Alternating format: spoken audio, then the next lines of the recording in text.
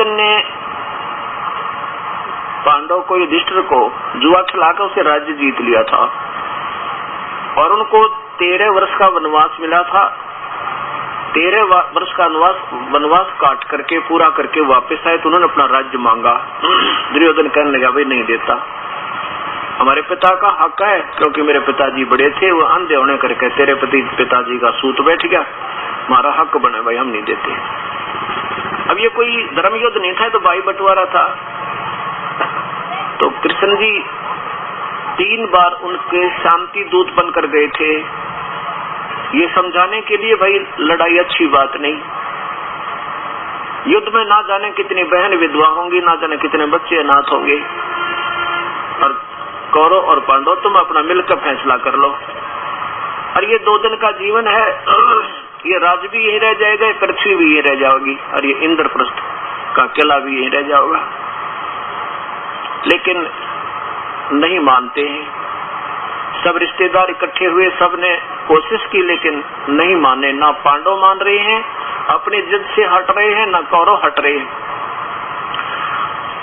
अब भगवान श्री कृष्ण ने सोचा कि पांडव जो हैं ये तेरे रिश्तेदार हैं, क्योंकि भगवान श्री कृष्ण की सगी बहन सुभद्रा और श्री अर्जुन से ब्याही थी। और ये सोचा प्रभु ने कि हो सके तेरे कारण, अर्थात तेरी मानता सोच के, तेरा सहारा मान के, और कहीं ये पांडव युद्ध से उल्टे नहीं हट रहे, अनर्थ को तैयार हो रहे हैं, तो भगवान ने ये भी सोच के कि हो सके इसी कारण से ये युद्ध टल जावे। तीसरी बार जब फैसला करवाने गए उन दोनों की सभा में, कौरव और पांडव विद्यमान है। भगवान श्री कृष्ण ने कहने लगे भी देख लो, वैसे तुम नहीं मान रहे हो तो मेरा एक फैसला सुन लो, क्योंकि युद्ध की बिल्कुल तैयारी हो गई थी, सेनाएं बांट ली थी, वो राजा हमारे साथ है, वो राजा हमारे साथ है, वो हमारे साथ है। तो श्री कृष्ण जी ने कहा भी एक तरफ मेरी सेना होगी, एक तरफ मैं होऊंगा, और मैं हथियार भी नहीं उठाऊंगा, मैं युद्ध नहीं करूंगा। तुम नहीं मान रहे हो, तुम तो अपनी जिद पड़ कर बैठ गए दोनों के दोनों। अब ये मेरी कसम है, मैं हथियार नहीं उठाऊंगा। अब भगवान श्री कृष्ण के मुख से ये वचन सुनकर पांडवों के पैरों के नीचे की जमीन खिसकी। अब भाई अब तो बिल्कुल हमारी तो पराजय है, भगवान हथियार नहीं उठाओगे, सेना तो दुर्योधन ने लेनी है, और हमने ये मांगने पड़ेंगे, ये हमने लेने पड़ेंगे, क्योंकि ये हमारे रिश्तेदार हैं। ये शोभा नहीं देता हम इनको छोड़ दें, किसी सेना को मांगे और ये हथियार भी ना उठाएं। तो 5 के 5 पांडव सभा उस सथल को छोड़कर सभा से, मीटिंग से बाहर चले गए, और ये कहकर के हमें भी आते हैं सलाह करके। बाहर खड़े होकर 5 बतलाए, कहने लगे भी अब तो कोई अल्टरनेट रहा नहीं, कोई विकल्प नहीं है, हमारी पराजय निश्चित है। भगवान जो है ना हथियार नहीं उठाना इन्होंने कसम खा ली। तो 5 ने मिलकर एक फैसला किया कि भगवान से कह देते हैं कि हमें 5 गांव दिला दो, हम युद्ध नहीं करेंगे, हमारी इज्जत भी रह जाएगी और युद्ध चल जाएगा। भगवान श्री कृष्ण जी को बाहर बुलाया, 5 ने अपना प्रार्थना की कि भगवान हमें 5 गांव दिला दो, हम युद्ध नहीं करेंगे, हमारी इज्जत रह जाएगी प्रभु। तो श्री कृष्ण बोला धन्य है तुम्हारे माता पिता ने, बहुत तो बढ़िया सोची तुमने, क्योंकि भगवान श्री कृष्ण नहीं चाहते थे ऐसा जुल्म हुआ है जिसमें करोड़ बहन विधवा हो, करोड़ों बच्चे अनाथ हो जाएं और खून की नदी बह जाए। वो तो एक सतोगुण भगवान थे, विष्णु के अवतार थे। भगवान श्री कृष्ण के अर्थात श्री विष्णु जी की छाती में भृगु ऋषि ने लात मार दी थी। तभी भगवान विष्णु ने कहा था कि हे ऋषिवर, मेरा तो पत्थर जैसी सीना था, छाती थी, और आपका कमल जैसे पैर के चोट तो नहीं आई। यानी इतनी पुण्यात्मा, इतने यानी सहनशील और सतोगुण, युद्ध के विपरीत। नहीं तो भगवान कृष्ण चाहते तो टुकड़े टुकड़े कर देते उस भृगु ऋषि के, 1 मिनट में सुदर्शन चक्र पे। नहीं, वो युद्ध चाहते ही नहीं थे, वो तो बहुत भी नम्र आत्मा है। अब वही श्री कृष्ण बनकर आए हुए थे। अब अंदर पांडव की कौरव बैठे थे अकेले सभा में। श्री कृष्ण अंदर गए और दुर्योधन से कहा, दुर्योधन बात बन गई भाई, युद्ध खत्म हो जाएगा, एक काम करो तुम 5 गांव दे दो पांडवों को, अब वो युद्ध नहीं करेंगे। अब कहते हैं ना विनाश काले विपरीता बुद्धि, युधिष्ठिर ने सोचा ये हार चुके हैं, क्योंकि श्री कृष्ण जी हथियार उठावा नहीं और इनके कहीं पैर नहीं। और उसने सोचा कि अब क्यों सिर में दर्द रखा, ये 5 गांव लेंगे, कल न यही पास पास रहेंगे और आंख में कुनक वाला काम करेंगे। कहने लगा, दुर्योधन ने कहा कि पांडवों के लिए सुई की नोक के समान भी स्थान नहीं है। यदि उन्हें स्थान चाहिए तो युद्ध करके प्राप्त कर सकते हैं। इस बात से श्री कृष्ण नाराज हो गए थोड़े से। कहने लगे, बुद्धि भ्रष्ट, कुछ तो आंख खोल ले। कहाँ 5 गांव और कहाँ आधा राज, और युद्ध का के ना जाने। और युधिष्ठिर किस तरफ उठ बैठ जा, किस करवट उठ बैठ जा। आंख खोल ले भाई, तू मनुष्य नहीं दिखता, तू तो शैतान आदमी है। ये जो कटु वचन भगवान ने कहने पड़े उसकी सद्बुद्धि ठीक, उसकी बुद्धि ठीक करने के लिए, लेकिन वो उसके विपरीत ज्यादा नाराज हो गया। और इतना नाराज हो गया कि अपने योद्धाओं से, सभास्थलों से कहा, सभासदों से कहा कि पकड़ लो इस कृष्ण को और कैद में डाल दो, हमारा यहीं से युद्ध प्रारंभ हो रहा है। अब जो ही उसके सभासद अर्थात योद्धागण खड़े हुए श्री कृष्ण जी को रेस्ट करने के लिए, उस समय भगवान श्री कृष्ण जी ने अपना विराट रूप दिखाया, और जिसके कारण वो सारे डर गए, घबरा गए। वो चमक सी लगी तेज शरीर की, और कोई ऐसे सोफा के नीचे बढ़ गए, कोई कुर्सियां तला गिर गए, और भगवान श्री कृष्ण निकल कर चले गए। अब भक्तात्माओं ये विचार करना, क्योंकि हम पहले तो हमारे पूर्वज बड़े भोले भाले थे, सिद्धि आत्मा थी, और वैसे तो हम भी भोले भाले थे जो अभी तक फंसे रहे न जान संता के चक्कर में। और जो गुरु लोग थे वो चतुर्गणे थे, उन्हें ज्ञान कति नहीं था, पर दिखे थे वो बहुत विद्वान पुरुष। और जैसे अधूरी अटकलों पे हमें अटका दिया, हम सारे अटके पड़े, फिर वो परंपरा पड़ेगी, फिर उसमें कोई सोचने की शक्ति रही ना हमारे में कि सभी एक जैसी बातें बता रहे, फिर वो शंका कहाँ। ये तो रजा कबीर परमेश्वर की उस आप मालिक की हुई है इस दास के ऊपर, ये सत्यान भर दिया इस दास के अंदर अपनी कृपा से, उन्हीं की रजा से ये दास बोल रहा, नहीं तो जीव के बस का ये सत्यान सामने लाना। इतने भरे हुए समुद्रों में से ये सदगर्भ समुद्र है चारों धर्मों के, इन समुद्रों से रतन निकालना, इन सदगर्भों से ये सतज्ञान निकालना। ज्ञान तो सारा ही सत्य है, पर हमने जो चाहिए था, जैसे मंथन करते हैं ना दूध का, फिर घी बन जाए, तो ये घी बना दिया मालिक ने जो आपके सामने, आप पुण्यात्माओं के लिए मालिक ने मेहनत करवाई इस दास से। और सद्बुद्धि और सहयोग हमेशा पल पल उनका साथ है। अब विचार करना कि जब गीता जी का ज्ञान दिया जा रहा था और अर्जुन युद्ध करने से मना कर देता है, तो इस काल ने ज्योत निरंजन ब्रह्म ने अपना स्वरूप दिखाया, वो विराट रूप दिखाया। अब ये ज्योत निरंजन कौन है? ये काल है, 21 ब्रह्मांड का ये मालिक है। इसको श्राप लगा हुआ 1 लाख मानव शरीर प्राणी का आहार करने का, जिसके कारण ये अनर्थ करवाता है। जब इसने देखा कि अर्जुन तो अब श्री कृष्ण तो युद्ध नहीं करवाएगा, अर्जुन ने मना कर दिया है, और श्री कृष्ण तो कह देगा चल भाई अर्जुन धन है तेरे माता पिता ने, अब भी अनर्थ टाल दिया तूने, कुछ भी नहीं बिगड़ा है और चल वापस। तो उसी समय वो 21वें ब्रह्मांड से चलकर वो काल, वो ज्योत निरंजन उस शरीर श्री कृष्ण जी के शरीर में एज ए घोस्ट प्रेत की तरह प्रवेश कर गया। और श्री कृष्ण जी ने तो गीता का एक शब्द भी नहीं बोल रखा, जो आपके सामने प्रमाण होगा। जैसे प्रेत आत्मा दूसरे के शरीर में प्रवेश कर जाती है, फिर वो प्रेत आत्मा बोलती रहती है। जैसे वह शाम ने वह गाड़ी देवा थी बेबे खड़ी खड़ी, वह लड़की नहीं बोल रही थी, उसमें प्रेत बोल रही थी। और जब वो निकल गई उसमें, तो उस लड़की ने कुछ भी ना पता, मालूम नहीं क्या कहा मैंने, और वो ऐसी गालियां दे रही थी जैसे वही बोल रही हो, स्वयं ऐसी लग रही जैसे लड़की ही बोल रही हो, लेकिन उसके अंदर बोल हुआ भूत नहीं रही थी। ऐसे वो काल प्रवेश कर गया, 21वें ब्रह्मांड से आके एक सूक्ष्म शरीर बना सकते हैं ये देव लोग। इनमें एक सिद्धि होती है, एक सिद्धि बहुतोल्यधार है, एक सिद्धि लघु दीर्घ हो जाई, लघु बिल्कुल छोटा सा और दीर्घ जैसे विराट रूप दिखा दे। तो वो प्रेतवत काल जो है श्री कृष्ण में प्रवेश कर गया था और लगा था जैसे कृष्ण जी बोल रहा, शरीर उसका बोल रहा था, लेकिन बोल रहा था काल। अब यहाँ जो गीता जी में बोलते समय जो विराट रूप दिखाया वो तो काल ने दिखाया, और जो कौरव की सभा में विराट रूप दिखाया वो श्री कृष्ण जी ने दिखाया। एक सिद्धि होती है जिसमें अब आपको मैं 2 मिनट में विराट रूप दिखा दूं, आपका ही आपके शरीर से बाहर निकाल के दिखा दूं, 2 सेकंड मतलब 1 मिनट से ज्यादा नहीं लगे।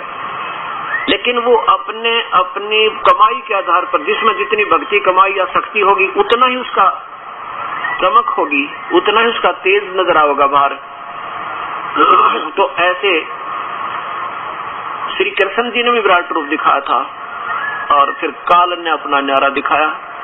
अब देखिएगा इस ज्योत निरंजन की 1000 भुजाएं काल की, ब्रह्म की, और ब्रह्मा विष्णु महेश की 4 भुजाएं हैं, और ब्रह्मा विष्णु महेश की माता है शेरा वाली, इसकी 8 भुजाएं हैं।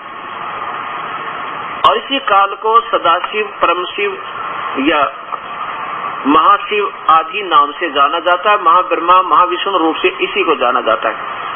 अब सबसे पहले देखिएगा 11वें अध्याय का 32वें श्लोक में ये स्वयं कहता है, मैं काल हूँ अर्जुन और सबको खाने के लिए आया हूँ।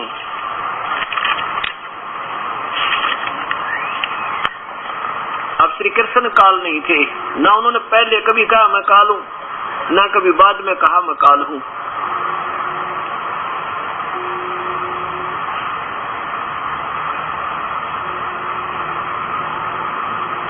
ये है श्रीमद् भगवत गीता, गीता प्रेस गोरखपुर से प्रकाशित, अध्याय नंबर 11 का और मंत्र नंबर 32 देखो। क्या बताया कि लोकों का नाश करने वाला मैं बड़ा हुआ काल हूँ। अब साथ में मैंने थोड़ी संस्कृत भी देखनी होगी, क्योंकि इन महापुरुषों ने जो टीका किया है इनकी सोच पूरी नहीं थी, इनको ज्ञान संपूर्ण न होने से इन्होंने अपने हिसाब से कुछ न कुछ घटा और बढ़ा कर बातें कही है। अब काल है, सीधा संस्कृत देखिए, काल है, काल माने काल हूँ, और इस समय इन लोकों का को नष्ट करने के लिए परिवर्त हुआ हूँ। जो प्रतिपक्ष की सेनाओं में सतीश योद्धा लोग हैं वो तेरे बिना भी, अर्थात तू ना लड़ेगा तो भी मार डालूंगा, तेरे बिना भी नहीं रहेंगे, अर्थात तेरे युद्ध ना करने से भी मारे जाएंगे। अब देखो कहता मैं अब परिवर्त हुआ हूँ, तो श्री कृष्ण जी तो पहले ही बैठे थे। अब आगे देखो, अब 46 में देखो कि अर्जुन आंखों देखा बता रहा है भगवान ये सहस्राबा हो, सहस्रभाव माने 1000 भुजा के भगवान अपने उसी रूप में आ जा। 11वें अध्याय का और नीचे देख 46वें श्लोक में, मैं वैसे ही आपको मुकुट धारण किए हुए गदा और चक्र हाथ में लिए हुए देखना चाहता हूँ। हे विश्वरूप, हे सहस्रबाहो, सहस्रबाहो माने 1000 भुजा के भगवान। अब इनकी नहीं समझ में आई तो सहस्रबाहो लिखकर छोड़ दिया, बस के गोलमोल रहे ना किसी की समझ में आवे ना पूछे। या सहस्र माने 1000 भुजा वाले आप उसी चतुर्भुज रूप में प्रकट होइए, क्योंकि कृष्ण जी को अर्जुन विष्णु मान रहे थे, विष्णु का अवतार मान रहे थे, वो चतुर्भुज रूप थे। आगे देखिए 47 में क्या बताते हैं कि हे अर्जुन, युग काल बोला ज्योति निरंजन श्री कृष्ण के शरीर में बोल रहा है कि ये अनुग्रह पूर्वक मैंने अपनी योग शक्ति से के प्रभाव से ये मेरा परम तेजो में और सबका आदि सीमा रहित विराट रूप तुझको दिखलाया है, जिसे तेरे अतिरिक्त दूसरे किसी ने पहले नहीं देखा था। ये बात अब पकड़ेंगे, जैसे वकील पकड़ा करें पॉइंट को, ये हमने अब ऐसा शाना होकर चलना पड़ेगा जब इस अज्ञान रूप मुकदमे से हम जीतेंगे। अब यहाँ कहता तेरे सिवा पहले किसी ने नहीं देखा था। अगर श्री कृष्ण बोल रहे होते तो ये थे कि तेरे बिना पहले किसी ने नहीं देखा था, क्योंकि वो श्री कृष्ण जी तो पांडवों कौरवों की सभा में पहले अपना विराट रूप दिखा चुके थे। इससे क्या सिद्ध हो गया कि श्री कृष्ण नहीं, ये काल बोल रहा है। अब ये विराट रूप क्या होते हैं, जैसे जितने भी देव हैं, ब्रह्मा है, विष्णु, शिव, इन सभी का मानव सदृश शरीर है, चाहे ब्रह्म है, चाहे परब्रह्म, चाहे पूर्ण ब्रह्म, और चाहे ब्रह्मा विष्णु महेश, चाहे देव, इनका सभी का मानव सदृश शरीर है और सभी के शरीर में नूर है, इनके शरीर से तेज झलकता है। अब कितना अंतर समझो, जैसे ब्रह्मा विष्णु महेश के तो शरीर समझो 100 वाट के बल्लभ हो, और इनकी माँ दुर्गा का समझो 200 वाट का बल्लभ हो, और इनके पिता ज्योत निरंजन इस काल का समझो 1000 वाट का बल्लभ हो, और परब्रह्म का शरीर समझो इतना तेज है उसमें जैसे चंद्रमा हो, और पूर्ण परमात्मा पूर्ण ब्रह्म सतपुरुष का शरीर समझो जैसे सूर्य हो, क्योंकि पूर्ण परमात्मा को यहाँ का सबसे तेजों में शरीर यानी सूर्य होने के कारण उस परमेश्वर को आदित्य भी कहा है, आदित्य वर्णम। तो ऐसे इन सभी के शरीरों का तेज है, और जब ये यहाँ आते हैं तो अपने तेज पे उस शरीर के ऊपर एक और काया बन जाती है, उसके अंदर से भी उनका नूर हमारे से कुछ ज्यादा ही चमकता रहता है, उनका शरीर कुछ ज्यादा ही सुंदर और मोहना होता है। तो ऐसे एक तो प्रश्न ये हल हो गया कि भगवान श्री कृष्ण जी ने गीता नहीं बोला, क्योंकि वो तो पहले विराट रूप दिखा चुके थे, और अगर श्री कृष्ण ही गीता बोल रहे होते अब ये शब्द नहीं कहते कि तेरे बिना पहले किसी ने नहीं देखा था। अब दूसरी अटकल ये संत पहले लगाया करते थे कि भगवान पूछा करते थे हम कि भगवान श्री कृष्ण जैसे महापुरुष ने ऐसा अनर्थ और क्यों करवाया, जैसे ऐसा लग रहा गीता में जैसे बाई फोर्स डरा धमका के और अपना ये युद्ध करवाना ही उद्देश्य था इस गीता बोलने वाले भगवान का। तो ऐसा क्यों किया भगवान ने? ऐसा जब हम प्रश्न करते थे तो वो संत क्या कहा करते कि भाई श्री अर्जुन जो है अपने अक्षत्रिय धर्म को भूल रहा था, और अक्षत्रिय जो है ये कर्तव्य प्राण नहीं रहते, ये कर्तव्य से विमुख हो जाते तो अक्षत्रिय निअक्षत्रिय हो जाते। भगवान ने अर्जुन को अक्षत्रिय धर्म पालन करना सिखाया था, इसलिए युद्ध करवाया है। या कोई बात हुई ऐसा जुल्म करवा करके एक धर्म पालन करवाना भगवान सिखाते, और जबकि भगवान श्री कृष्ण स्वयं अक्षत्रिय थे, उन्होंने भी अपने क्षत्रिय धर्म को भूला दिया था, करोड़ों बहनों को विधवा होने से बचा दिया था। कैसे कि जब उनके मामा कंस का वध कर दिया था, हो गया था श्री कृष्ण जी ने उस कंस का वध कर दिया था, उसके बाद उनके अपने नाना जी श्री अग्रसेन जी को मथुरा की राजगद्दी पर विराजमान कर दिया। श्री अग्रसेन जी वृद्ध बहुत हो गए थे, उन्हें कहा बेटा कृष्ण, क्योंकि उनके देवते थे ये, कि बेटा तुम आप ही संभालो इस राजकाज को, मेरे बस का नहीं है। उस समय श्री कृष्ण जी मथुरा की राजगद्दी पर विराजमान हो चुके थे। उसी समय नारद जी आए, उसने आकर बताया कि भगवान यहाँ एक गुफा है, और उस गुफा में काल्यवन मुचकंद नाम का एक राक्षस राजा सोया पड़ा है। वो 6 महीने जागता है, 6 महीने सोता है। जब सोता है तो खर्राटे भरता रहता है, और उसको सोते समय कोई जगा दे अधूरी नींद में तो उसकी आंखों से अग्निबाण छूटते हैं और सामने वाले का तुरंत वध हो जाता है। ऐसा कहकर नारद जी चले गए। कुछ ही दिनों के बाद एक काल्यवन नाम के राजा ने 18 करोड़ सेना लेकर और मथुरा पर चढ़ाई कर दी युद्ध करने के लिए। दोनों सेनाएं आमने सामने खड़ी होगी, भगवान श्री कृष्ण की और साथ में काल्यवन की। अब भगवान श्री कृष्ण ने देखा कि ये तो न जाने कितनी 18 करोड़ सेना, और हमारी सेना भी कम है, और दूसरे भाई युद्ध ना हो तो अच्छा है, क्यों ना इस राक्षस का वध और दूसरे तरीके से करवा दो जिससे ये अनर्थ यानी इतना जुल्म बच जाए। ये उद्देश्य रखकर भगवान श्री कृष्ण ने काल्यवन को ललकारा के नीचे उतरो, आओ मेरे साथ पहले मल्ल युद्ध करे। अब काल्यवन नीचे उतरा और श्री कृष्ण युद्ध छोड़कर भाग लिए। अक्षत्रिय होते हुए अक्षत्रिय धर्म को नहीं ध्यान रखा उन्होंने। उनका उद्देश्य ये था कि ये जुल्म ना हुए, ना जाने कितनी बहन विधवा होंगी, कितने सैनिक वीरगति को प्राप्त हो जाएंगे, और फिर इस राज को, उस जहर को, उस खून को हम खाएंगे, मान लिया विजय भी हो जाता है।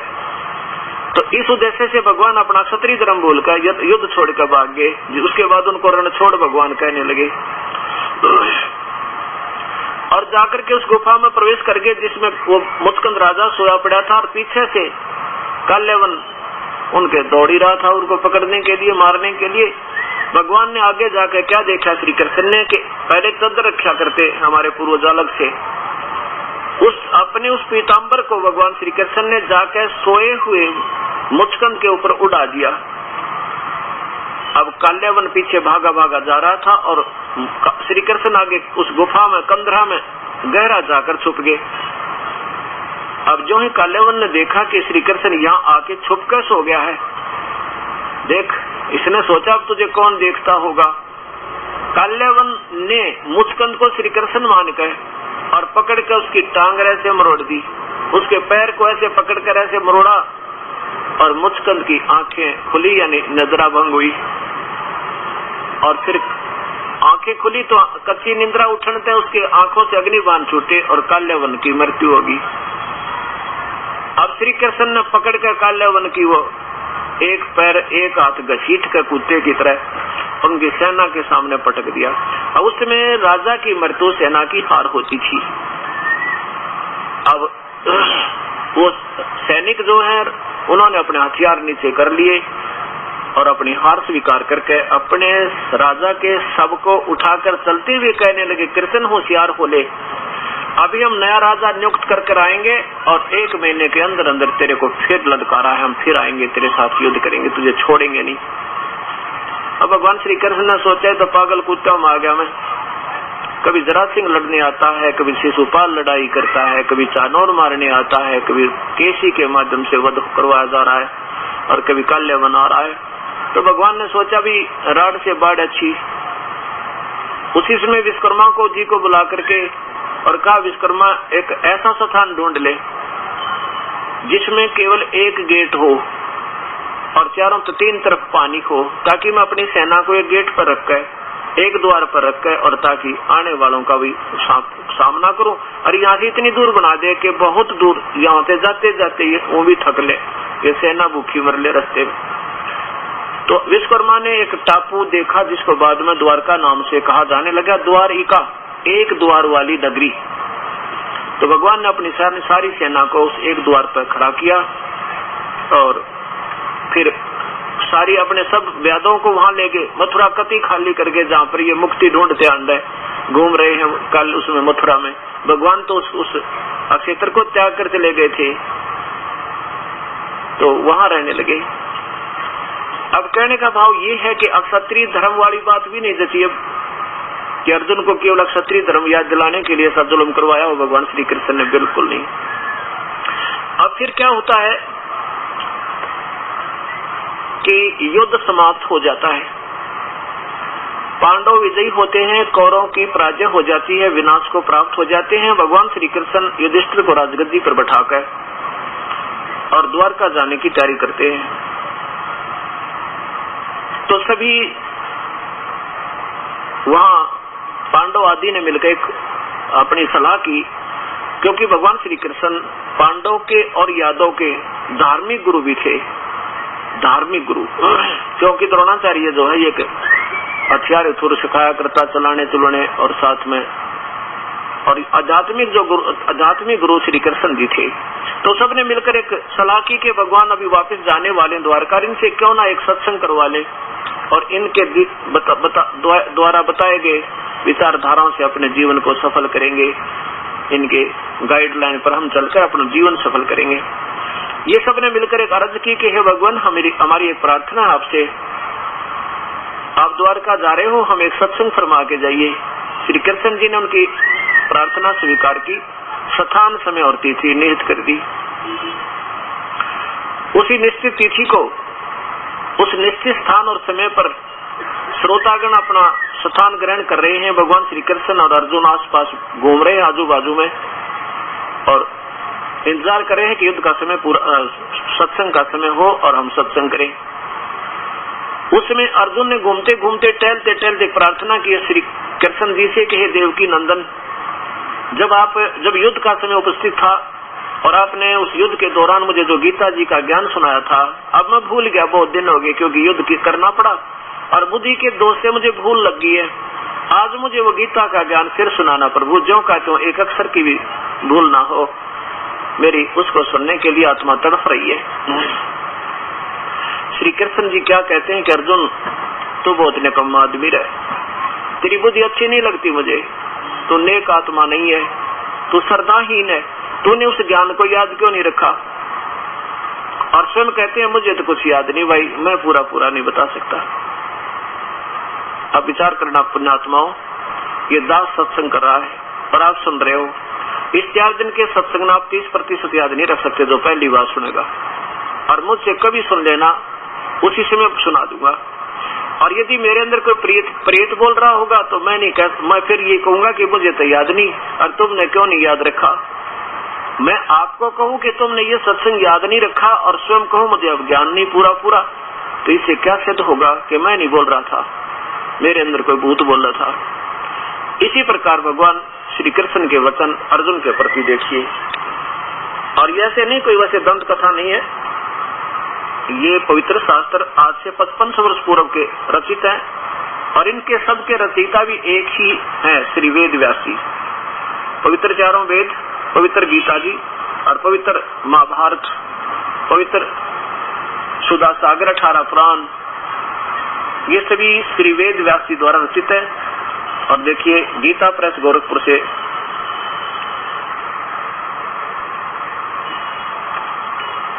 और इसके कौन है अनुवाद करता?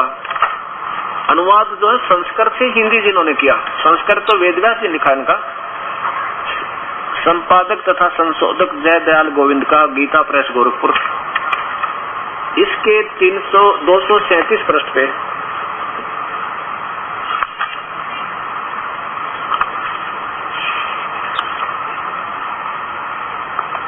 637 पृष्ठ पे देखिएगा।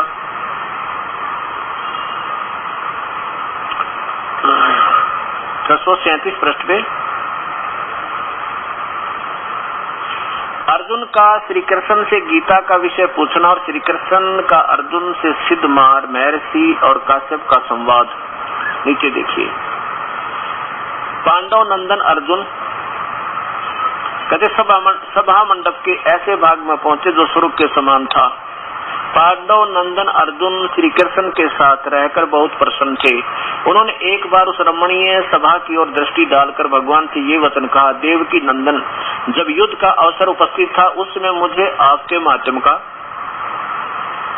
और ज्ञान और ईश्वरीय स्वरूप का दर्शन हुआ था, किंतु केशव आपने सने वर्ष पहले मुझे जो ज्ञान का उपदेश दिया किया था वह सब इसमें बुद्धि के दोष से भूल गया है। उन विषयों को सुनने के लिए बार बार मेरे मन में उत्कंठा होती है। इधर आप जल्दी ही द्वारका जाने वाले हैं, अतः पुण्य वह सब विषय मुझे फिर सुना दीजिए। वैश्वान जी कहते हैं कि अर्जुन के आशय कहने पर भगवान बोले, श्री कृष्ण बोले, अर्जुन उस समय मैंने तुम्हें अत्यंत गोपनीय विषय का श्रवण करा था, अपने स्वरूप भूत सनातन धर्म, सनातन पुरुषोत्तम तत्व का परिचय भी दिया था, नित्य लोकों का भी वर्णन किया था, किंतु तुमने अपनी नासमझी के कारण उस उपदेश को याद नहीं रखा। ये जानकर मुझे बड़ा खेद हुआ। उन बातों को स्वयं कहते हैं कि उन बातों का अब पूरा स्मरण होना संभव नहीं जान पड़ता। पांडव नंदन, निश्चय ही तुम बड़े श्रद्धाहीन हो, तुम्हारी बुद्धि अच्छी नहीं जान पड़ती। अब मेरे लिए उस उपदेश को ज्यों का ज्यों दोहरा देना कठिन है। अब इसे क्या सिद्ध हुआ कि श्री कृष्ण जी तो बाद में वैसे नंबर बनावे थे, क्योंकि इनको कुछ भी पता नहीं था गीता में बोला क्या। अब जैसे ये भूतनी निकल जाना किसी बहन में या किसी भाई माते, यहाँ तो रोज के काम है ये, तो वो बाद में और ही बताते हैं कि आप न्यू बोली थी, आप ऐसे कह रहे थे, आपने न्यू कहा था, मैं थारा दादा हूँ, मैं थारा चाचा हूँ, मैं न्यू करा करता हूँ, आप नीमरा करता या वे आती देखी मैं इसका वहां प्रवेश कर गया। फिर वो पीछे सुनकर वो भी बोल देगा जी मैं ऐसे एक दिन न्यू बोली थी, एक दिन न्यू बोली थी, मैं न्यू बोला था। तो वो स्वयं नहीं बोल रहा था, श्री कृष्ण नहीं बोल रहा था, वो काल बोल रहा था जो भूत की तरफ में प्रवेश कर गया, जिसने ये जुल्म करवा दिया। अब और विचार देखो, अब उस समय तो गीता केवल बोला गया था और उसके कब से कई वर्ष के बाद वेद व्यास जी ने इस गीता जी को ज्यों का त्यों लिपिबद्ध कर दिया, जो आज हमारे पास उपलब्ध है। फिर वही काल, वही ज्योत निरंजन, वो ब्रह्म उस वेद व्यास के शरीर में प्रवेश करके और इस निर्मल शास्त्र का ज्यों का त्यों फिर लिखवा दिया और अपना उसके शरीर मत निकल गया। फिर वेद व्यास को पता नहीं इसने फटफट सुनावर अर्थ नहीं आए। अब विचार करना, ऐसे ही ये ज्योत निरंजन ने सबसे पहले जब ये सृष्टि रची गई थी, चारों वेदों को अपने अंदर से, जैसे कंप्यूटर होता है ऐसे हमारे अंदर सबके ये ज्ञान फीड है और युगों युगों का फीड है। पर वो कंप्यूटर आपका काम करना बंद कर गया क्योंकि आपके उसके अंदर बनी वीकनेस, कमजोरियां आ चुकी हैं, लेकिन मैटर अब भी अंदर है आपके सबके। और जब ये भक्ति से ठीक हो जाता तो फिर जैसे तुलसीदास जी ने हजारों वर्ष पहले की, लाखों वर्ष पहले की रामायण फिर ज्यों की तो सुना दी, ये अंदर फीड होता है कईयों के, और फिर वो काल आकर के ऐसा काम कर जाता है। तो श्री इस ज्योति निरंजन ने अपने अंदर से श्वास के माध्यम से वेदों को, चारों वेदों को समुद्र में प्रवेश कर दिया। ब्रह्मा ने वेद पढ़े और अंदर बैठकर ज्ञान भी उसी काल ने समझाया। उसके बाद क्या होता है कि प्राकृतिक उथल पुथल में, सतयुग के प्रारंभ में ये वेद, फिर ये काल ज्योति निरंजन ब्रह्म एक ऋषि में प्रवेश करके, एक ऋषि में प्रवेश कर गया, एक वेद लिखवा, आप अंदर बोल के और आप ही लिखवा देता है, आप ही अंदर प्रवेश कर जाता है और उस लिखने के बाद उस ऋषि को मालूम नहीं इतने के लिखा था। ऐसे चारों ऋषियों में प्रेत की तरफ प्रवेश करके चारों वेद लिखवा दिए। ये काल का खेल है। अब ये क्या सिद्ध हो गया कि गीता जी श्री कृष्ण जी ने नहीं बोला, ये तो काल ने बोला। अब ये काल कौन है? ये काल जो है ये ब्रह्मा विष्णु महेश का पिता है। इसको काल क्यों कहते हैं और ये काल नाम क्यों पड़ा और हम इस काल के जाल में क्यों फंसे? इन सब का एक बहुत लंबा विवरण बनता है।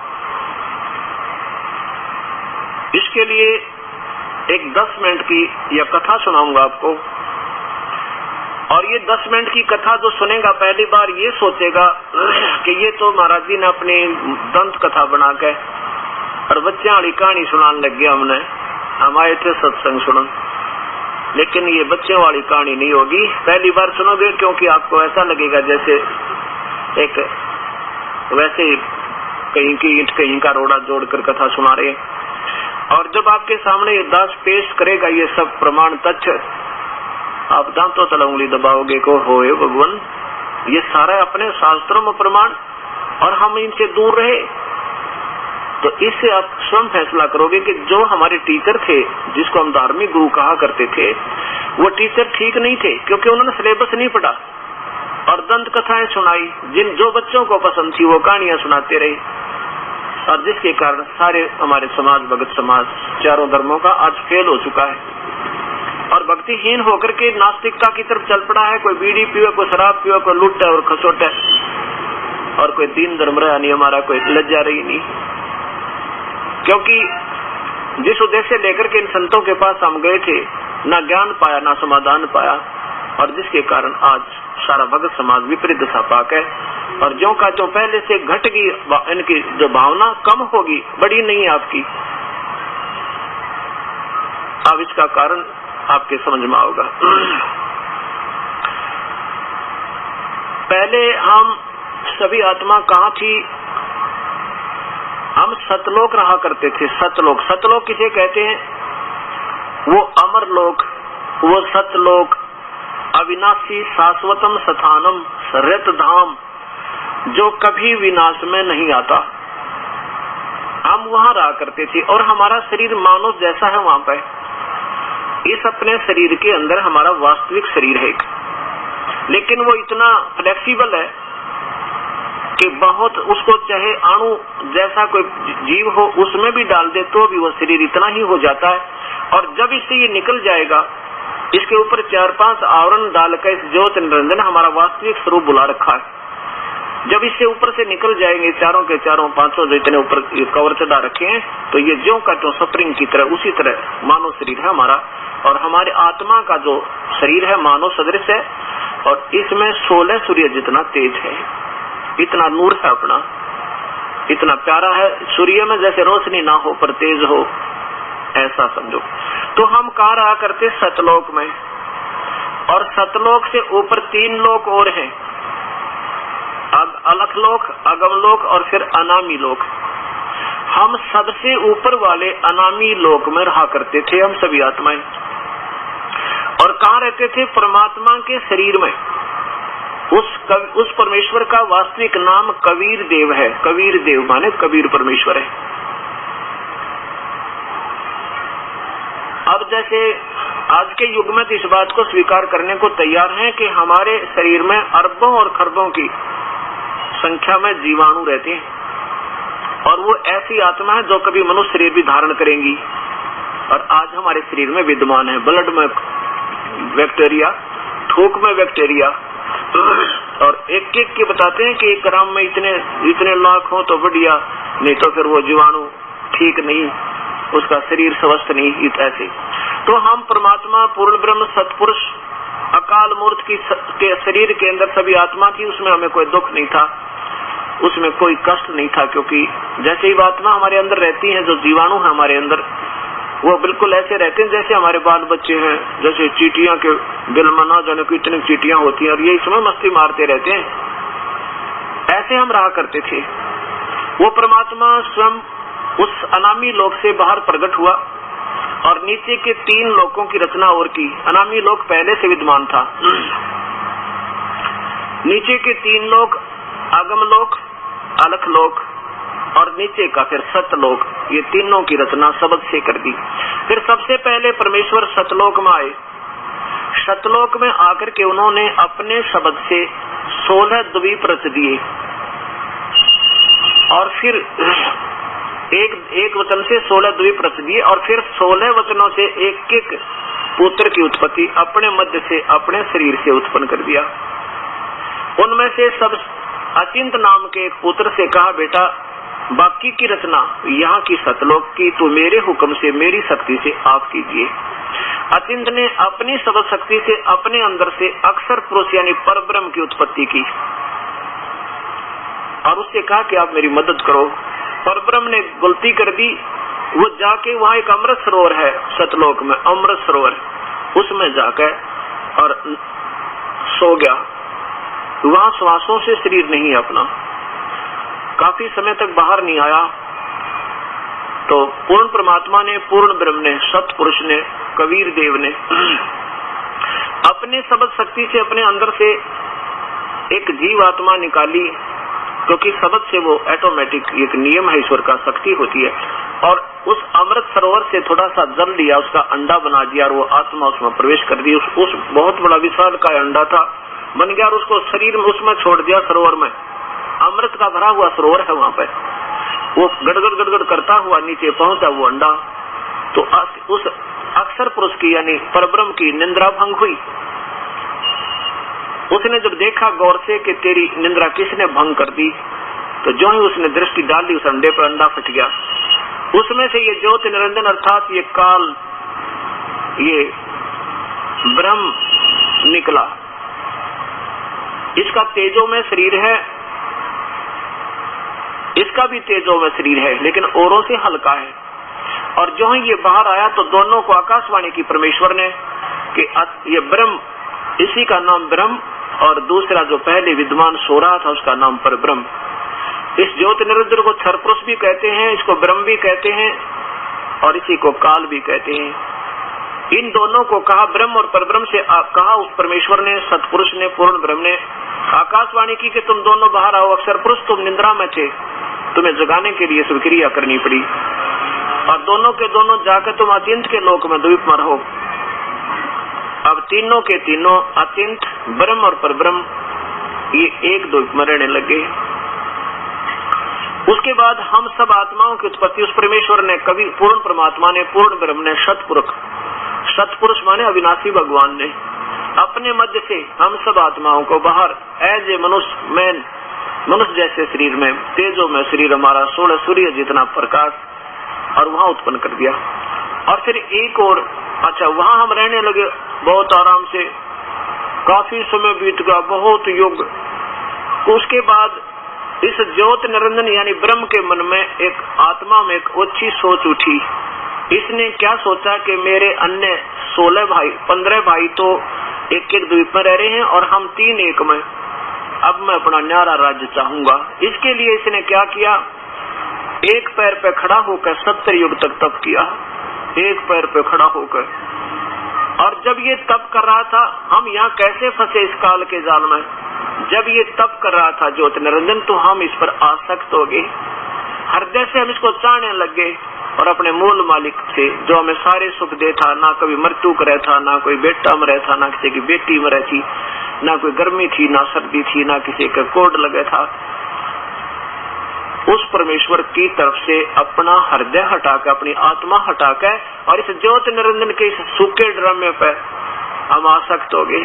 आकाशवाणी की परमेश्वर ने क्या आकाशवाणी की कि तुम इस नादान की नादानी मत देखो, मस्त रहो बेटा, मत देखो इसके खेल को, अपनी करनी का फल सभी मिले पाएगा। लेकिन हम ऊपर से तो सावधान हो गए और अंदर से आत्मा दूनी जुड़ गई। और ये बीमारी आज हमारे आस्था, आज भी हमारे अंदर यही धारणा है, जैसे ये नादान बालक, छोटे छोटे यानी जवान लड़के और लड़कियां फिल्मी हीरो और हीरोइन को यानी अभिनेता और अभिनेत्रियों को देखते हैं, इनकी बनावटी अदाओं को बिल्कुल डुप्लीकेट बना बना कर, डट डट कर, सोच समझ कर, और उनकी उन नकली अदाओं के ऊपर ये बालक इतने आसक्त हो जाते हैं परमात्मा।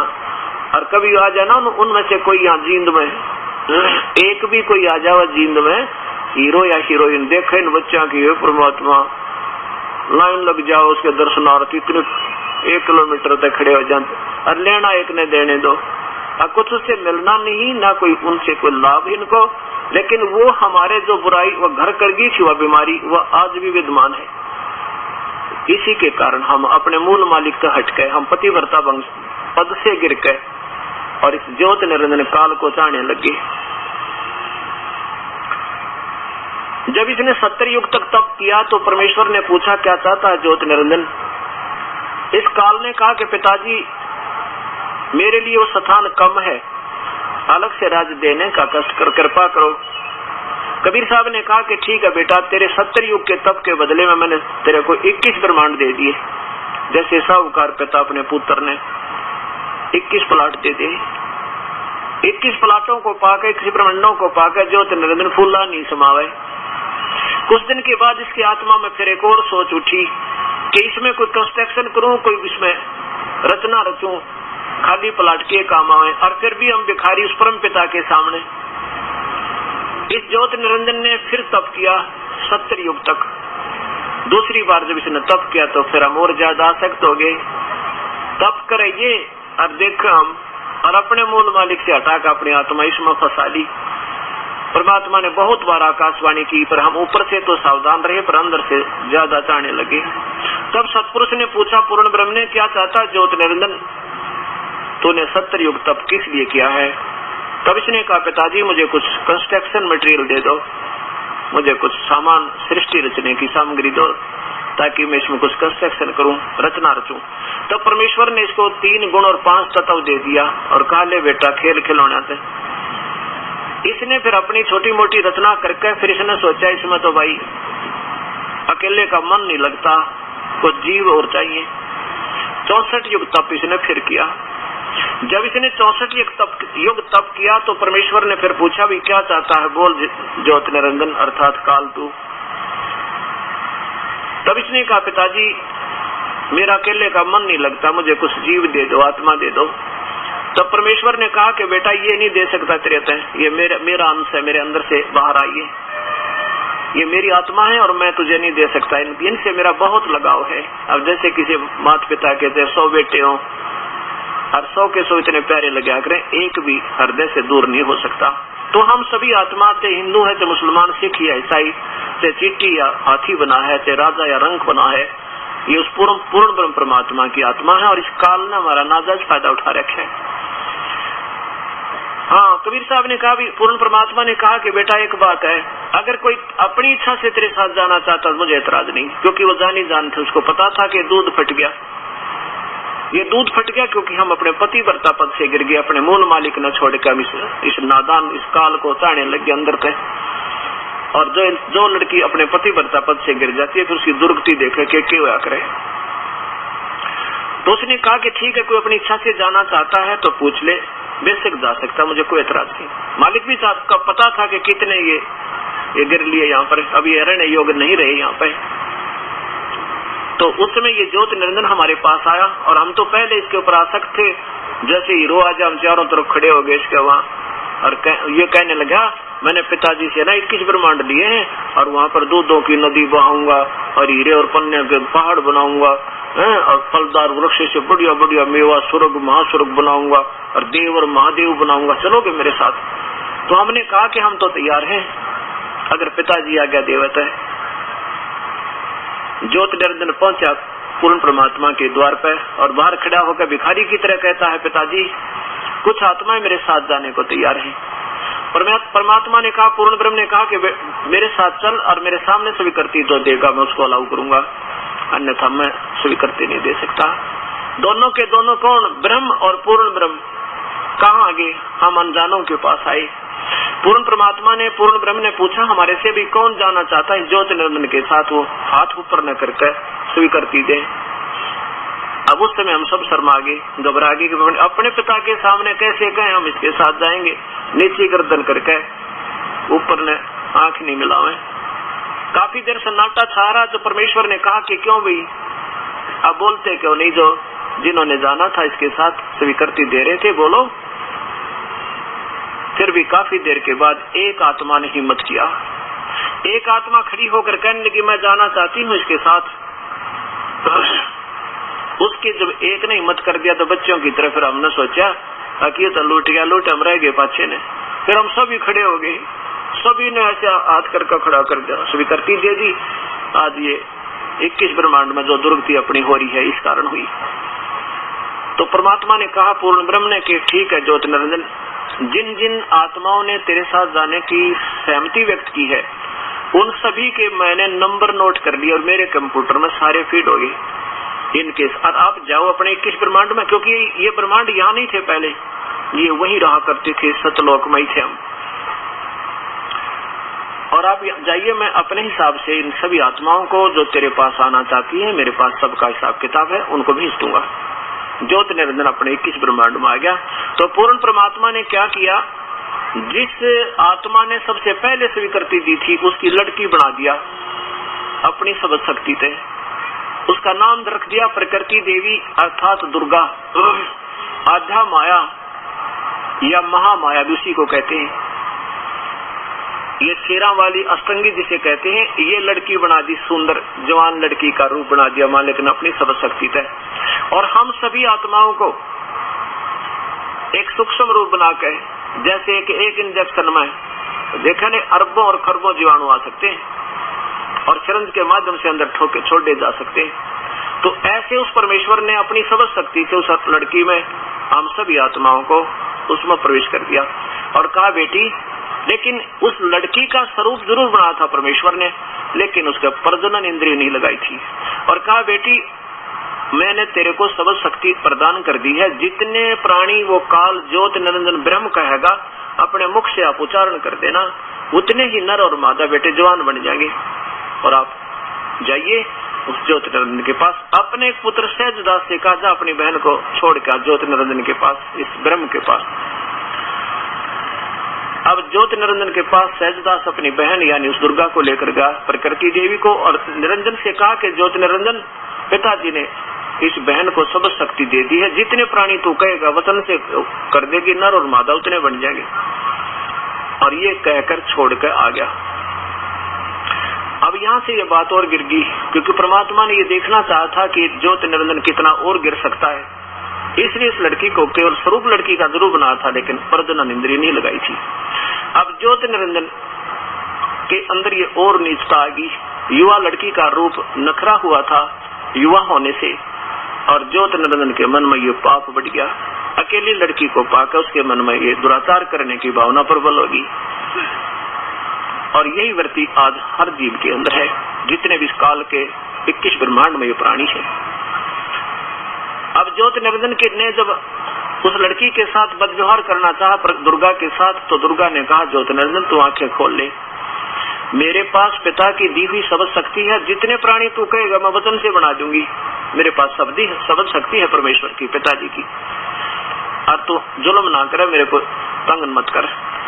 और एक बात सोच, पहले तो मेरा बड़ा भाई, मैं तेरी छोटी बहन, उन्हीं की शब्द शक्ति से तेरी उत्पत्ति हुई अंडे मत, और उन्हीं की शब्द शक्ति से मेरी बनी है।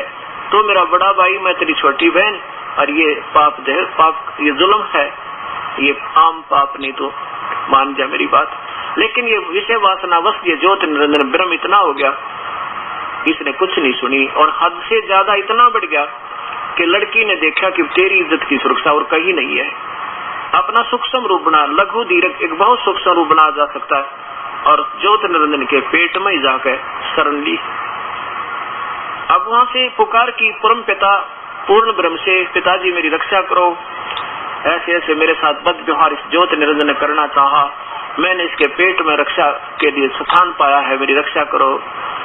उसी समय वो परमेश्वर पूर्ण ब्रह्म अपने पुत्र जो योग संतान उर्फ योग जीत का रूप बनाकर, और वहां उस 21 ब्रह्मांड में ये ऊपर ही रहा करते थे, उसमें प्रकट हो गए जहां पर वो ज्योति निरंजन लड़की को खाए खड़ा था। पूर्ण ब्रह्म ने जाकर कहा कि ज्योति निरंजन तूने जुल्म कर दिया, और अब आज से भविष्यवाणी आगे की कथा सुन ले, तेरे साथ क्या बढ़ेगी। आज से तेरा नाम काल होगा, क्योंकि तूने इस लड़की को के साथ बद व्यवहार किया, इसको हड़प लिया। और दूसरा, आज के बाद तुम यहाँ नहीं रहोगे, अपना 21 ब्रह्मांड लेकर चला जाए यहाँ से 16 संकोच की दूरी पर। और लड़की को, दुर्गा को उसके पेट से बाहर निकाल दिया, किसके, इस काल से। इसी को सदाशिव महाशिव आगे कहने लगे, महाविष्णु माँ ब्रह्मा, इसी के नाम पर अभी बताऊंगा आपको। इतना वचन कहकर वो परमेश्वर योग संतान के रूप में आए थे, और उनको कह दिया कि निकल जाओ तुम यहाँ से, लेकर तेरे 21 ब्रह्मांड ने, और यहाँ से चला जा काफी दूर। 16 शंख नील पदम मिलियन, यानी शंख 16 मिलियन कोस हम सतलोक से यहाँ नीचे आ गए, और यहाँ आकर उस परमात्मा की शब्द शक्ति तक रुक गई है ब्रह्मांड ज्यों के त्यों। अब ज्योति निरंजन ने उस लड़की के साथ फिर बदव्यवहार करना चाहा। अब दुर्गा ने फिर कहा कि ज्योति निरंजन तू आंख खोल ले, पहले तो तू मेरा बड़ा भाई, मैं तेरी छोटी बहन, और फिर तू, अब मैं तेरे पेट से निकल कर आई तेरी बेटी होगी। यानी यहाँ तक भी न कि दुर्गा ने कि शायद ये इसी से गलानी हो जाए पाप आत्मा ने, लेकिन ये ज्योति निरंजन बिल्कुल नहीं माना, और विषय वासना वश होकर इतना अंधा हो गया, कहने लगा कि मुझे जो सजा मिलनी थी मिल गई, अब मेरा और कौन के बिगाड़ेगा, इससे ज्यादा और क्या सजा होगी, मुझे देश निकाला मिल गया। अब फिर क्या किया इसने, ज्योति निरंजन यानी ब्रह्म ने इस दुर्गा के साथ बाई फोर्स जबरदस्ती शादी की। और फिर इसने क्या रचना रची हुई है, ये देखिएगा। ये एक ब्रह्मांड का चित्र देखो। अब भक्त आत्माओं, पुण्यात्माओं के आपका सौभाग्य है कि परमेश्वर ने यह सत्य ज्ञान आपके पास भेजा। अभी तक जितने भी संत या महापुरुष उस परम पिता ने छोड़कर, और जिनको उनके साक्षात दर्शन है उनको त्याग कर ABC नहीं जानते, इस सारे ज्ञान की सिर्फ दंत कथा बनाकर हमारे साथ एक जीवन के साथ खिलवाड़ कर रहे हैं आपके साथ। ये है एक ब्रह्मांड, इसी को एक ब्रह्मांड कहो, चाहे अंड कहो, चाहे पिंड कहो, क्योंकि शरीर में भी केवल एक ब्रह्मांड का चित्र अंदर कमलों के माध्यम से, जैसे चैनल हुआ करना टीवी में, ऐसे हम अंदर जाकर के देख सकते हैं, लेकिन एक ब्रह्मांड से बाहर कुछ नहीं देख सकते। अब यहाँ क्या, ये एक ब्रह्मांड है, इसमें ये विष्णु का लोक, ये श्री ब्रह्मा का लोक, श्री शिव का लोक, ये इस ज्योति निरंजन काल के पुत्र हैं, दुर्गा और इसके संयोग से इनकी उत्पत्ति हुई है। और ये तीनों के तीनों इन 3 लोकों पर, स्वर्ग पृथ्वी लोक, स्वर्ग लोक और ये पाताल लोक के प्रभु, एक एक विभाग के। इनकी उत्पत्ति कैसे हुई, इसमें इन्होंने एक ब्रह्म लोक बना रखा है, ये काल ने, यहाँ ब्रह्म लोक है, एक ब्रह्मांड में एक ब्रह्म लोक बनाया है। इस ब्रह्मलोक में यहाँ एक महास्वर्ग बनाया है, महास्वर्ग इस पहाड़ के आगे, और इसी में एक नकली सतलोक, नकली अलखलोक, नकली अगमलोक और नकली अनामी लोक की विरचना जीवों को धोखा देने के लिए बना रखी है। और इसके बाद फिर ये दुर्गा का अलग से भी ब्रह्मलोक में एक स्थान है। और ये ये सतोगुण प्रधान क्षेत्र है, ये तमोगुण प्रधान क्षेत्र है और ये रजोगुण प्रधान क्षेत्र। इसने अपनी सूझबूझ तो बनाया। अब जैसे एक मकान में 3 कमरे हों और एक कमरे में तो शहीदों की, देशभक्तों के चित्र लगे हों, एक कमरे में तो शहीदों के चित्र लगे हों और देशभक्तों के, जब हम जितनी देर भी उन चित्रों को देखकर उस कमरे में रहेंगे तो हमारा शरीर एकदम जो है, खून जो है एकदम जो है गर्म हो जाएगा और देशभक्ति की लहर शरीर में आप पर फैली रहेगी। और दूसरे में मान लीजिए ऋषि और मैं ऋषियों के, संतों के, भक्तों के चित्र लगे हों, वहां जाते मन अपने आप उनके चित्र देख कर, उनके गुण देख कर अपने आप इतना शांत हो जाता है और उसमें लीन रहता है जब तक हम उसमें रहेंगे। और तीसरे में लग रहे अश्लील चित्र जैसे अर्धनग्न इन हीरो और हीरोइनों के, बकवादा के, तो उसमें जाने के बाद ये मन उल्टी सोचे जाएगा, सोच ही नहीं सकता। तो ऐसे इस काल ने 3 क्षेत्र बनाए, एक सतोगुण प्रधान क्षेत्र, एक रजोगुण प्रधान क्षेत्र, एक तमोगुण प्रधान क्षेत्र। और वहां पर इस दुर्गा को, अपनी पत्नी को महालक्ष्मी रूप में रखता है, स्वयं महाविष्णु रूप धारण कर लेता है जब ये सतोगुण प्रधान क्षेत्र में होते हैं। और इन दोनों के संयोग से जो पुत्र उत्पन्न होता है उसको सतोगुण बनाकर विष्णु नाम रख देते हैं। सबसे पहला कहाँ, ये ब्रह्मालोक में होते हैं। उस यानी ब्रह्मालोक क्या, ये रजोगुण प्रधान क्षेत्र में। और वहाँ इस रजोगुण प्रधान क्षेत्र में दोनों के संयोग से जो पुत्र उत्पन्न होता है, दुर्गा और इस काल के यानी ब्रह्म के संयोग से, उसको रजोगुण बनाकर ब्रह्मा नाम रख देते हैं।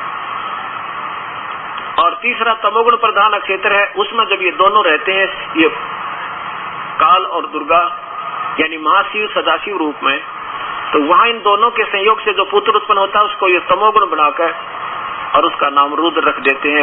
उसको सदाशिव, उसको शिव महेश्वर आदि नाम रख देते हैं। और जब ये फिर थोड़े से बालक होते हैं, बालकपन में इनको बेहोश कोमा में रख देते हैं ताकि इन हमारे जाल का बेरा ना पटे, ज्ञान ना हो। और जब ये जवान हो जाते हैं तो ब्रह्मा को कमल के फूल पे, विष्णु को सैया पे और इसको शिव को एक कैलाश पर्वत के कोने पे, इनको तीनों को होश में करके और फिर इनसे अपना उल्लू सीधा करते हैं। यहाँ देखिए ये तमोगुण प्रति ये है एक ब्रह्मलोक। इसमें ये काल जो है स्वयं महाविष्णु रूप में, चतुर्भुज रूप महाविष्णु रूप में धारण कर लेता है, दुर्गा को महालक्ष्मी रूप में रखता है। यह दोनों के संयोग से जो पुत्र उत्पन्न होता है उसका नाम विष्णु और सतोगुण बना देते हैं। और ये तमोगुण प्रधान क्षेत्र है, ये सदाशिव रूप में स्वयं काल होता है, ये ज्योति निरंजन होता है। और दुर्गा को मां पार्वती रूप में रखकर या जो पुत्र की उत्पत्ति करते हैं उसका नाम ये शिव रख देते हैं, रुद्र रख देते हैं। और तीसरा ये रजोगुण प्रधान क्षेत्र है, इसमें स्वयं ये महाब्रह्मा और दुर्गा को मां सावित्री रूप में रखकर जो पुत्र उत्पन्न होता है उसका नाम ये ब्रह्मा रजोगुण बना देते हैं। अब देखना ये काल जाल काल का। अब आपको अभी तक ये कथाएं ऐसे लगेगी जिसने ये सुनी है कि ये तो वैसे बनावटी सी बातें बना रखी है, महाराज ने आप पे बना के लाए दिखा। लेकिन अब देखना आपके सामने पवित्र शास्त्रों में आपको पूर्ण प्रमाण मिलेगा। अब ये तो एक ब्रह्मांड है, ऐसे ऐसे आपको दिखाता हूँ। ये 21 ब्रह्मांड है इस काल के, ये देखो ये 21 ब्रह्मांड है इस काल के। और ये नहीं आपको गीता जी में, चारों पवित्र वेदों में ये पूरा प्रमाण मिलेगा। ये ज्यों के तो ब्रह्मांडों का चित्र हम जिक्र और ज्यों की तो कहानी आपको मिलेगी। ये जो ब्रह्मांड आपने भी देखा, पूरा ब्रह्मांड जिसमें ब्रह्मलोक भी आ गया, ब्रह्मा विष्णु महेश के लोक भी आ गए, सब कुछ आ गया, तो ये एक ब्रह्मांड है। और ऐसे 5 ब्रह्मांडों का ग्रुप बनाकर इसने एक महाब्रह्मांड बना रखा। ये सारा महाब्रह्मांड है।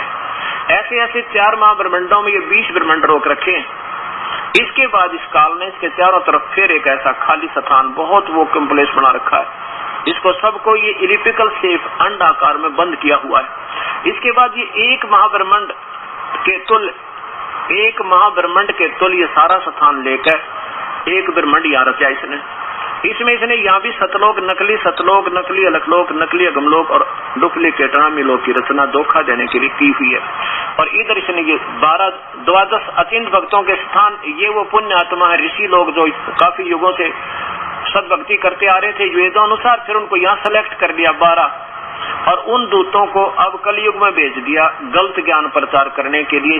ये है तो पुण्यात्मा, युगों युग पुण्य संग्रह इनके साथ है, और अब इस काल ने कलयुग में भेज दिया इन 12 को कि जाकर गलत मार्गदर्शन करो और इनको महिमा उल्टी सुल्टी शास्त्र के विरुद्ध साधना बताओ और गलत नाम देकर और इनको मेरे मुख में रखना, क्योंकि काल को मालूम था कि इस कलयुग में ये कबीर परमात्मा इन जीवों को बाहर निकालने की चेष्टा करेगा। अब ये 21 ब्रह्मांड देखो, ये ज्योत निरंजन के, और अब देखो कुल मालिक की कुल रचना। ओए होए, ये देखिए, ये तो आपने देखा 21 ब्रह्मांड अभी काल के ज्योति निरंजन के, और ये है ये तो ब्रह्म के, और ये पर ब्रह्म के 7 शंख ब्रह्मांड, नील पद्म शंख 7 मिलियन। ये छोटी छोटी टिक्की दिखे समझो ये एक ब्रह्मांड है, ये 7 मिलियन 7 शंख ब्रह्मांड। और ये देखो असंख्य इन्फिनिटी, ये सारे इधर उधर और इंक्लूडिंग दिस, इनका कुल मालिक ये परमेश्वर है। ये ईश है, ये ईश्वर है, ये परमेश्वर है, ये ब्रह्म है, ये परब्रह्म है, ये पूर्ण ब्रह्म है।